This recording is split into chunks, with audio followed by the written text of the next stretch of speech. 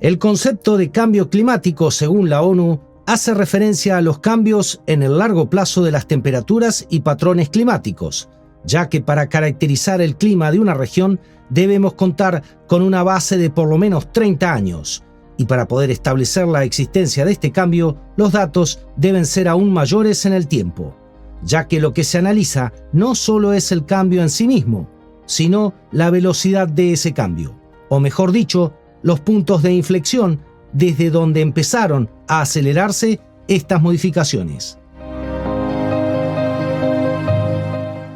En los últimos meses del 2022 y los primeros meses del 2023, en la República Argentina la materia climática no dejó de ser noticias.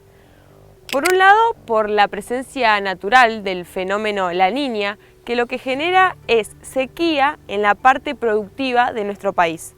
Pero a esto se le sumó una secuencia de olas de calor que hicieron que Argentina atraviese el verano más caluroso de la historia.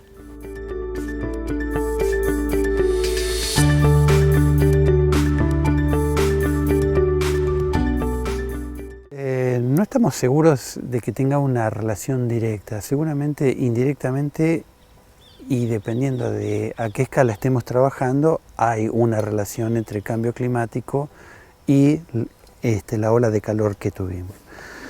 Lo que sí nosotros tenemos que considerar que el aire se calienta por contacto con la superficie. Entonces son los factores que determinan que si el dinamismo de la atmósfera va a determinar el tiempo de contacto con la superficie. Se dio una cuestión natural que ocurre con una cierta frecuencia, que es un bloqueo atmosférico, que determina, de acuerdo al campo de presiones, que el aire no tenga un dinamismo tan grande y que masas de aire más frío cambien esa configuración climática. Si a eso le sumamos que estábamos en un periodo de La Niña que se caracteriza por la zona pampeana, por las bajas precipitaciones y por atmósferas muy secas, eso quiere decir que no hay humedad, no hay nubosidad, entonces la radiación solar incide con mucha intensidad sobre la superficie. Eso le da una oportunidad de que el aire se caliente de forma muy significativa. Si a eso le sumamos que el campo de presiones lo deja todo más o menos detenido, bueno, el calentamiento es progresivo y se manifiesta en una ola de calor. Entonces, eso es algo normal, ocurre. Lo que sí se está viendo es que la intensidad y la frecuencia de estos eventos se están incrementando. Entonces, ahí sí podríamos decir, bueno, ojo, que es un indicador de que hay un cambio, digamos, ¿no? El indicador grande o macro es el aumento en la temperatura media, que eso es algo que se detecta en todos los niveles, algo que se detecta a nivel global, se detecta a nivel país y lo detectamos a nivel provincial en cada una de las localidades, es decir, todas las localidades responden a un incremento en la temperatura media del último periodo, se toma como un periodo mínimo de 30 años para poder hablar de cambio climático. Pero ese incremento en la temperatura media conlleva a la existencia cada vez más frecuente y con más intensidad de eventos extremos, así que es lo que va alineado a este cambio climático y que es lo que hemos estado experimentando con más frecuencia, sobre todo en estos últimos años. Eso es lo que va a ser cada vez más frecuente y más intenso, que ya lo venimos experimentando y se proyecta hacia un futuro con mayor frecuencia todavía.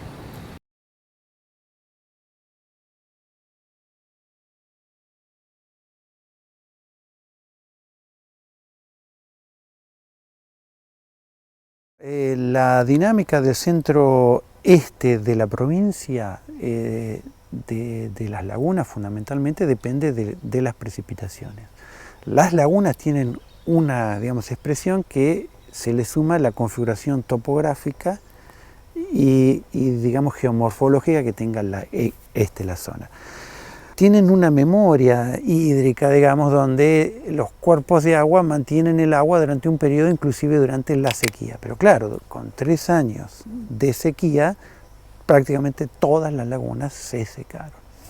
Entonces, bueno, claramente la temperatura no incidió mucho porque ya veníamos en una bajante. Sí incide claramente en la humedad la digamos, humedad del suelo, ¿no? Que prácticamente en los cultivos digamos, sufrieron todos, ¿no? El último informe del Panel Intergubernamental de Expertos contra el Cambio Climático fue contundente y estableció la urgencia de mantener el aumento de la temperatura media global por debajo del 1,5 grados centígrados de acá al 2030. Esto, a su vez, había sido un compromiso asumido en el Acuerdo de París.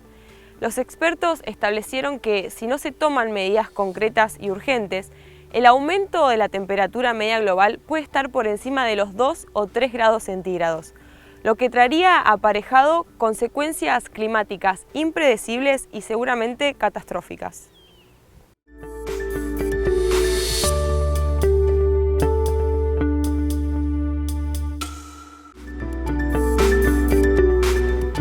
El climatólogo e hidrólogo Dornes nos explica sobre un fenómeno natural y global que ocurre cuando la temperatura del Pacífico ecuatorial varía y se suma a unos cambios en la dinámica de la atmósfera. Este fenómeno natural climático se denomina El Niño.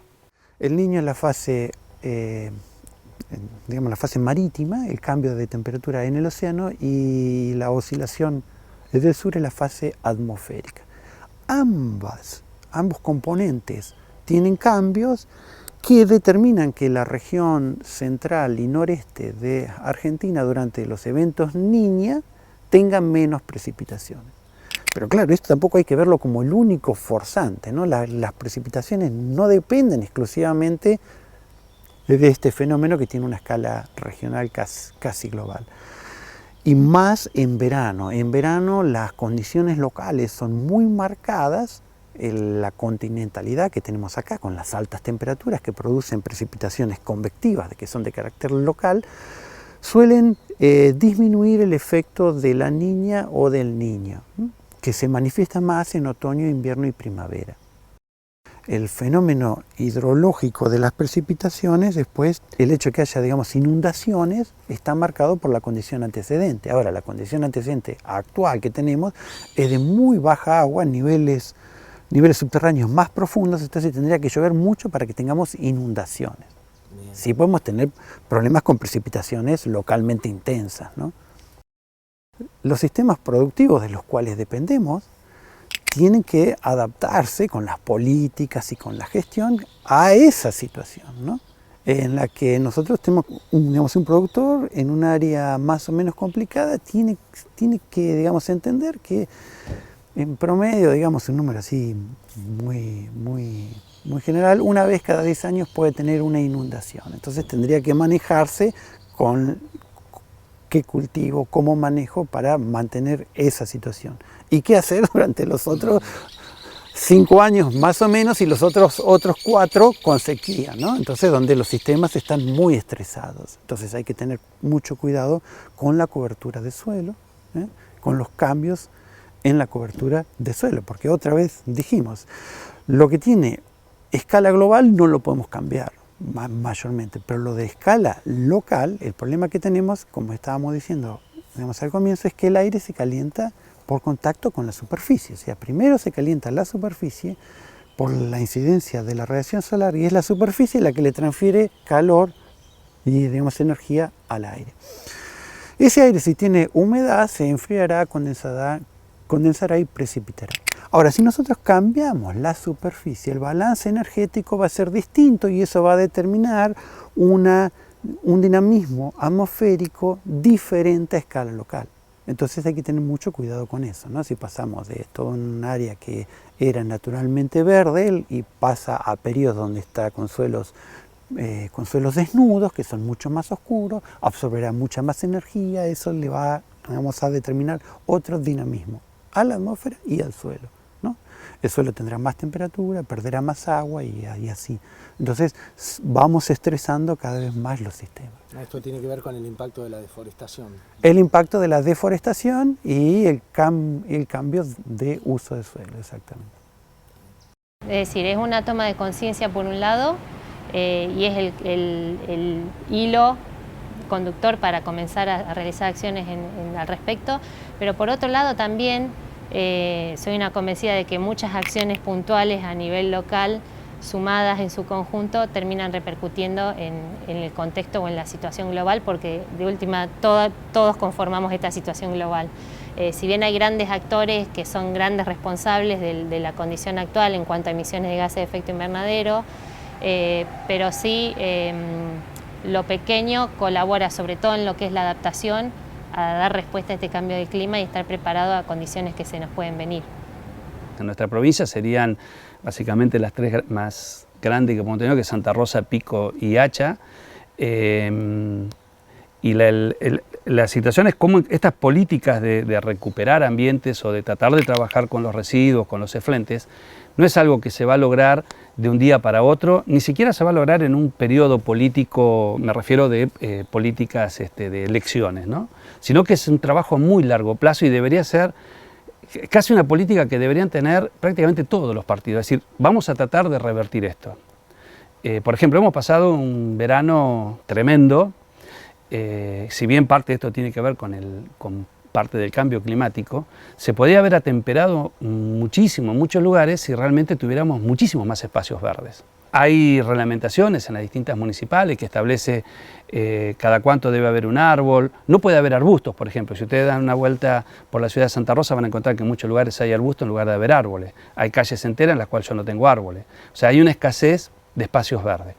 Los espacios verdes son los primeros que me van a beneficiar en la disminución de la temperatura en verano. Eso es algo que digamos, no requiere ningún análisis científico, eso es algo lógico. Me da sombra, si llueve me va a retener el agua, la va a transportar hacia el suelo en forma muy lenta, va a generar más humedad en el suelo, eso trae una serie de beneficios. Entonces, lo primero que deben hacer es tratar de generar políticas activas en cuanto a recuperar espacios verdes y a generar espacios verdes.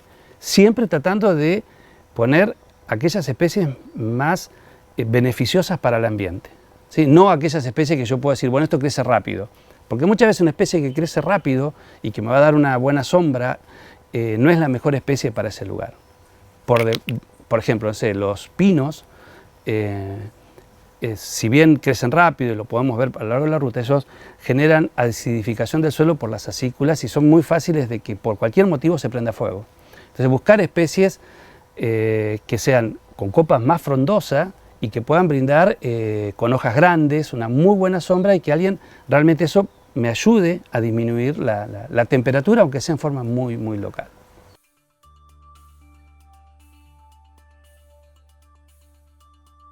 Al momento de realizar un relevamiento o un diagnóstico de emisiones de gases de efecto invernadero por sector, lo que se realiza es un inventario de gases de efecto invernadero para poder contabilizar cuánto emite cada sector. Cuando se realizó en la provincia este diagnóstico de emisiones por sector, lo que se pudo observar es que el sector de agricultura y ganadería es el principal responsable de las emisiones de gases de efecto invernadero, mientras que el sector de procesos industriales o el sector industrial no aporta emisiones de manera significativa. Igualmente, debemos considerar qué ocurre en el caso de que se creen nuevos parques industriales y que se desarrolle la industria aún más en nuestra provincia. Sin dudas, estos resultados son dinámicos y van a ir variando a lo largo del tiempo en conjunto con el desarrollo. En el caso de los países principalmente productores primarios, como es Argentina, nuestra provincia que es productora primaria, el impacto del sector es alto, pero porque es la actividad que predomina. Sin embargo, cuando en el territorio se analiza, el impacto por unidad de superficie en el territorio es bajo, ¿sí? O sea, es alto cuando observamos los inventarios de gases de efecto invernadero y vemos en la torta que representa la mitad de las emisiones, por ejemplo, enseguida decimos el impacto es alto, pero a nivel de píxel, digámosle, es bajo el impacto. No así lo que ocurre, por ejemplo, con actividades relacionadas al uso de combustible fósil, que eso a nivel puntual son los puntos calientes de emisión que se pueden detectar en el territorio, es decir, en las ciudades es donde encontramos los puntos rojos de emisiones y está vinculado a ese tipo de uso de energía. La ganadería Puntualmente, como vos decís, sí emite gas metano, emite también óxido nitroso, fundamentalmente metano. Es un gas que, a diferencia del dióxido de carbono que se emiten en otras actividades, es un gas que forma parte de un ciclo biogénico. El ganado es un ser vivo que habita en un sistema que también tiene la posibilidad de capturar carbono, como es la vegetación, cuya captura no es contabilizada en esos inventarios. Y además es un gas que circula en la atmósfera desde hace mucho tiempo y que tiene un ciclo de vida corto, de alrededor de unos 10 años. Que esta es la principal diferencia también con el gas que proviene del uso de combustible fósil, que es un gas que ya está fuera de la contabilidad del sistema, es un gas que está almacenado y que estamos sobreinyectando en la atmósfera y que además su tiempo de vida es mucho más prolongado, de miles de años. Exacto, si bien el potencial de calentamiento del metano es más alto que el del dióxido de carbono, por ejemplo, es decir, metano calienta 21 veces más una molécula de metano que la de dióxido de carbono, su tiempo de vida es más corto. Entonces, en un periodo de 10 años, si la ganadería se mantiene estable, no se está sobreinyectando metano a la atmósfera, sino que se mantiene dentro de esa estabilidad. Es algo más complejo de entender, pero bueno, que es que lo que un inventario anual por ahí no nos permite ver. ¿Sí? Vemos todo el flujo de ese año y no se ve el comportamiento completo.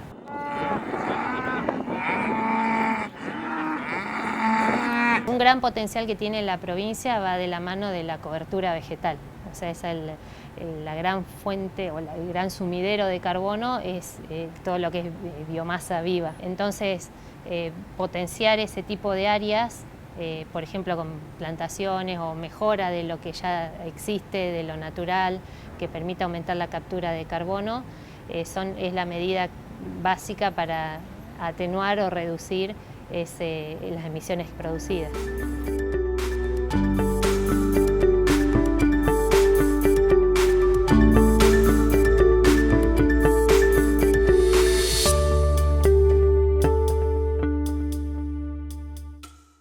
La provincia de La Pampa forma parte de la Red Argentina de Municipios frente al Cambio Climático.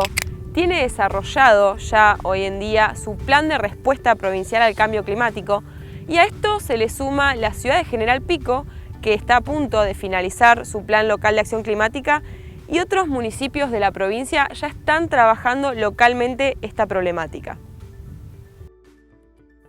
En esa gobernanza climática que propone ese plan, uno de los ejes es articular con municipios, porque la necesidad de abordar las temáticas y estas problemáticas particularmente tienen que estar contempladas en todos los niveles de acción. El provincial es uno, el nacional es otro, pero lo local es fundamental desde el punto de vista de que son quienes van a estar abordando los riesgos efectivos ante esta situación de cambio de clima. Entonces, esa pata de articulación con municipios es clave. Se desarrolló una mesa ya de articulación municipal, este nexo con los municipios que ya van formando parte de la red y con los que vamos trabajando de manera más cercana. Y la idea es seguir incorporando y agrandando estas mesas de articulación para incorporar la mayor cantidad de municipios posibles e ir nutriendo el plan provincial de sus realidades locales. Bueno, la ciudad de Pico viene trabajando muy bien en lo que es el desarrollo de su plan local de acción climática.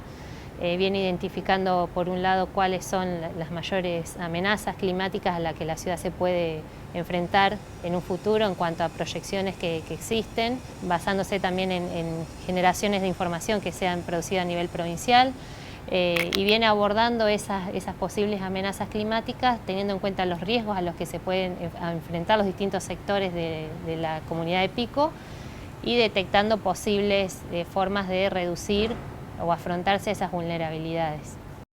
En realidad lo que tenemos identificadas ya, consensuadas, cuáles son las amenazas climáticas que se van a registrar en la zona centro, centro-norte, que seríamos nosotros, porque la provincia ya tiene presentado un plan provincial de respuesta al cambio climático. Ya hay datos estadísticos modelados que dicen que las amenazas principales que vamos a tener que vivenciar, y que en realidad ya las estamos viviendo, porque cualquiera que haya estado en la ciudad en los últimos 6 meses pudo ver toda esa gama de amenazas que en realidad no son a futuro, ya las tenemos acá, como son la ola de calor, la sequía, el riesgo de incendios relacionados justamente con las amenazas climáticas, el riesgo de inundación. También un dato interesante es ver que Así como estamos viviendo un fenómeno de ola de calor, también vamos a tener un fenómeno de ola polar o de ola de frío. Lo que tenemos que entender es que cada vez el clima se va a intensificar más, que vamos a tener fenómenos climáticos cada vez menos previsibles y tenemos que poder prepararnos como sociedad para eso, ¿no? Para la imprevisibilidad y para escenarios extremos. Por ejemplo, los datos que estamos analizando en una jornada de trabajo tienen que ver con que marzo, por ejemplo, ya están los datos estadísticos, se puede ver, fue el marzo más caluroso donde se registró la temperatura máxima en los últimos 30 años. Pero también vivimos el junio más frío en los últimos 30 años, por lo cual esto indica que podríamos tener un invierno que también llegue a batir un récord. Como población, como ciudadanos tenemos que estar alertas de esto, pero no solamente nosotros, sino todas las instituciones, los sistemas, desde el Ejecutivo Provincial, desde los sistemas, los organismos. Bueno, hace algunos días presentamos justamente esto ante la Junta de Defensa Civil, que son quienes actúan frente a emergencias para que estén preparados para esta situación y para que podamos trabajar en conjunto.